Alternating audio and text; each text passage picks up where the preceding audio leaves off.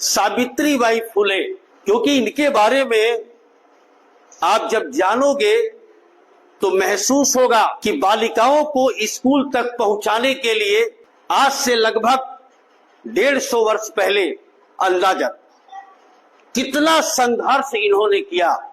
सावित्रीबाई फुले भारत की प्रथम महिला शिक्षिका थी।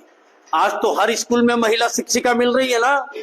सावित्रीबाई फुले का जन्म 3 जनवरी 1831 महाराष्ट्र के नायगांव स्थान पर हुआ था। ये शुरू से ही प्रतिभाशाली थी, लेकिन उस जमाने में बालिका शिक्षा प्रतिबंधित था। कोई लड़कियां स्कूल नहीं जा सकती, न शिक्षा ग्रहण कर सकती। उस जमाने में एक कुप्रथा चलती थी, कम उम्र में लड़कियों की शादी कर देना, और उसी कुप्रथा के कारण 9 साल की उम्र में सावित्रीबाई फुले की शादी ज्योतिराव फुले, यह भी बहुत बड़े महान समाज सुधारक थे, 1840 ईस्वी में कर दी गई। देखो बेटा, 31 में पैदा हुई, 40 में, 9 साल की उम्र में। उस समय ये बहुत जबरदस्त कुप्रथा थी। सावित्रीबाई फुले की जब शादी ज्योतिराव फुले से हुई तो ज्योतिराव फुले बहुत अच्छे इंसान थे। वो बालिका शिक्षा पर जोर दिया करते थे। अपने बापूजी का, अपने पिताजी का विरोध करके अपनी पत्नी को अंधेरे कमरे में किसी के यहां ले जाकर के पढ़वाते थे, और चोरी छुपे पढ़ा पढ़ा के इनको शिक्षक की ट्रेनिंग भी दिलवाई। ज्योतिराव फुले ने अपनी पत्नी को बहुत प्रेरित किया पढ़ने के लिए, और पढ़ा करके उन्हें शिक्षक की ट्रेनिंग दी, और उन्हें भारत की पहली महिला शिक्षिका बनाया। और 1884 में पुणे, नाम सुना है ना, पुणे महाराष्ट्र का एक शहर है, पुणे में लड़कियों के लिए आधुनिक विद्यालय खोली गई। और उस आधुनिक विद्यालय को खोलने में भी इस महिला को बहुत ज्यादा परेशान किया गया। यहां तक कि जब वो स्कूल से चलती थी तो रास्ते में अराजक तत्व उनके ऊपर गोबर, पानी वगैरह फेंक दिया करते थे, ताकि ये विचलित हो जाए और ये पढ़ाई लिखाई, यानी बच्चियों को जो पढ़ाने का काम कर रही है, ना करे। उस जमाने की बात हो रही है, आजकल तो ऐसा हो ही नहीं सकता। ज्योतिराव फुले और सावित्रीबाई फुले दोनों के विचार बड़े मिलते थे। ये बड़ा चिंतित रहा करते थे कि समाज के निम्न वर्गों के लोगों को प्रताड़ित किया जा रहा। तो इन लोगों ने समाज सुधार के लिए जगह जगह बहुत कोशिश किया, लोगों को जोड़ा और तमाम समाज में सुधार किए। लिंग भेद का जो भेदभाव था उसको समाप्त किया, मतलब नहीं केवल लड़का पढ़ेगा लड़की नहीं पढ़ेगी, इसके लिए समाज को जागरूक किया।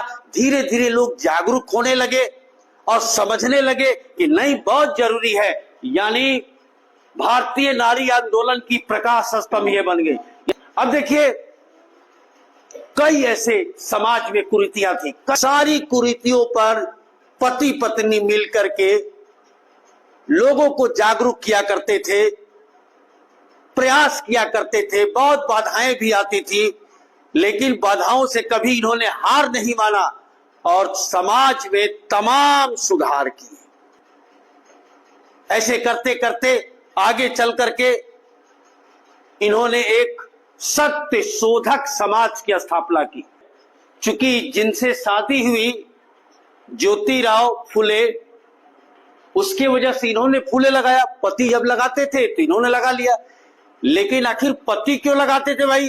यानी ज्योतिराव फुले के परिवार के लोग फूलों का कारोबार करते थे, इसलिए उनके नाम के आगे फूले लगाया गया, और कोई दूसरा कारण नहीं है, यही है, ठीक ना। एक समय ज्योतिराव फुले पढ़ाने के लिए प्रयास करते थे तो गांव के लोगों ने इनके पिताजी पर दबाव डाला, और अंत में पिताजी इनको समझाए, लेकिन ज्योतिराव फुले माने नहीं। अपनी पत्नी को लेके अपने मित्र उस्मान शेख के पास चले गए। किसके पास? उस्मान शेख के पास। ठीक ना। और वहां रह करके ये सारा काम किया, समाज सुधार का भी काम किया, सब कुछ किया। इनकी सबसे अच्छी मित्र कौन थी?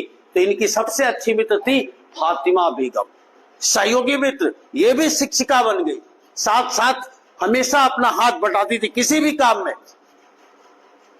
तो अगर दृढ़ इच्छा शक्ति हो तो आप कोई भी काम कर सकते हैं। मैं बार बार समझाता हूं, शिक्षा आपका अधिकार है।